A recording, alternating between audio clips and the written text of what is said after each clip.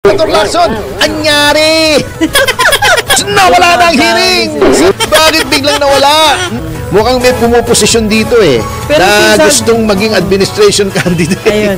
Nabanggit lang si Martin Romualdez. Ayun na. Nagkaroon lang ng Master Sergeant Gutesa at nagsalita lang si Mike Defensor na marami pang lulutang na mga whistleblowers. Nawala na ang hearing! Senator Lacson, anyari! Bakit biglang nawala? Nung papunta na kay the former speaker Romualdez. Bakit hanggang saldi ko lang tayo? Yan, oo.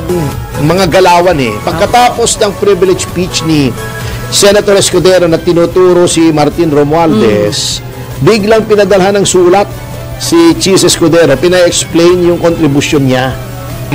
Okay, so mabigat Ito lang ang natatawa ko kasi sinasabi ni Senator Lacson, ang tinuturo niya DBM. Kapabayaan daw ng DBM. Yung DBM ba naman gagawa yan? Gagalaw ba naman yan ng walang go signal ng Pangulo? Alter ego lamang yan ng Presidente. Itatanong yan sa Presidente, Sir! Eto ba'y i-release na namin? Pag sinabi ng Presidente, ay hindi ba?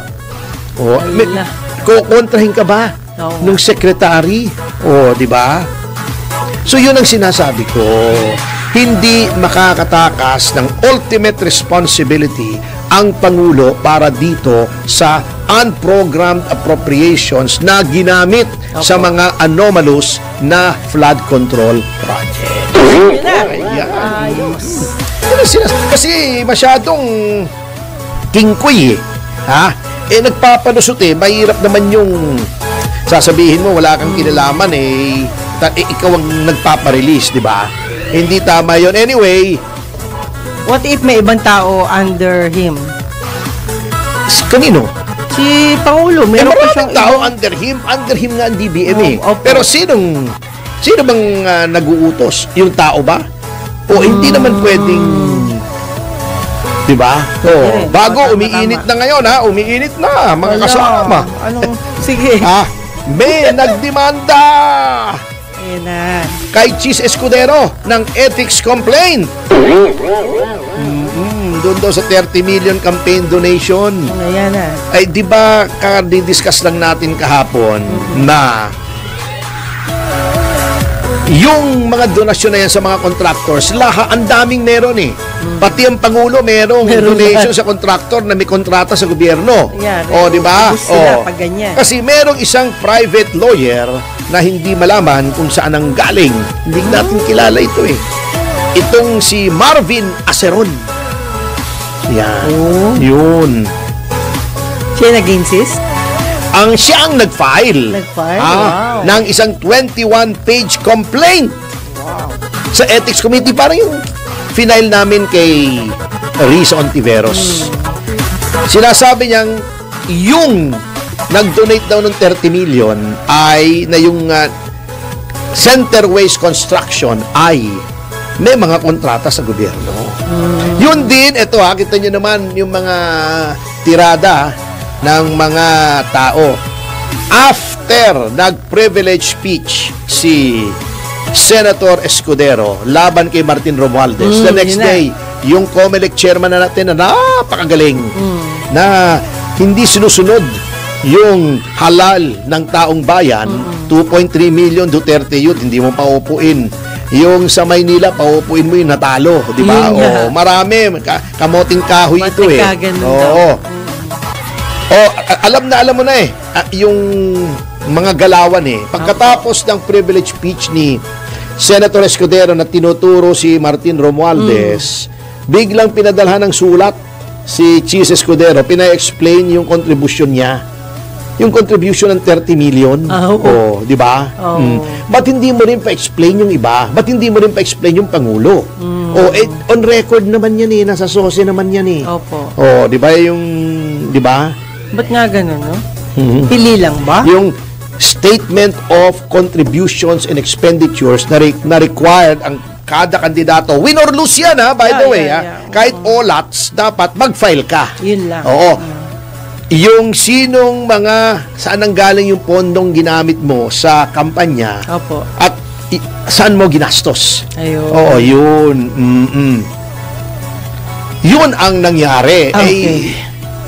Ito namang, hindi naman minamaliit natin ang isang kapatid sa hanap buhay, pero saan naman ang galing yung complaint na yun? Yun. Ba't naman biglang may lumitaw na ganon? So, ang sabi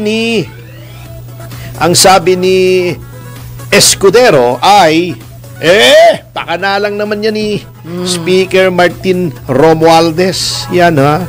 Sabi niya, hindi naman tungkol sa ethics to ha? Wala namang kinalaman to sa ethics ni Senator Escudero. Ayun. Pagdating dyan, si Hart ang nakakaalam sa ethics ni Senator Escudero. Ethics! Oh, yeah. Siyempre, magkasama Oh, sila. Alam yeah. niya, yung Sige. ethics ni... Pronunciation, Oo, ano lang ako, nasa mid lang ako. Oo, ni Senator Escudero. At sabi niya, Yes. nagalit si Escudero, sabi niya, I will expose it! Sabi niya. Alo.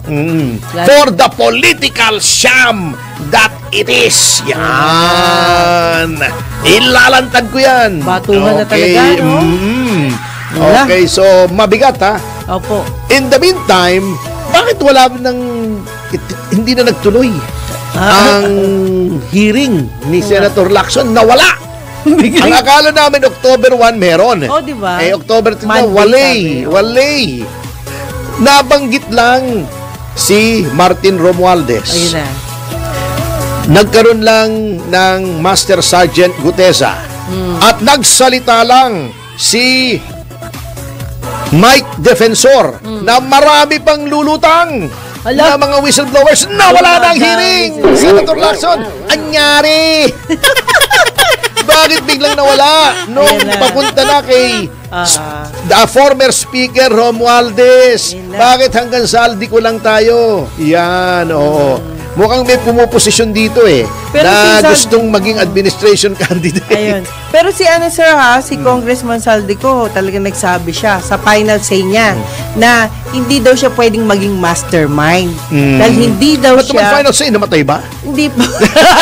Hindi naman Sa final message parang lang mga huling paalam ni Rizal yan Hindi, parang huling salita niya yun against the higher position. Anyway, diba? babalikan po natin yan sa pagpapatuloy ng ating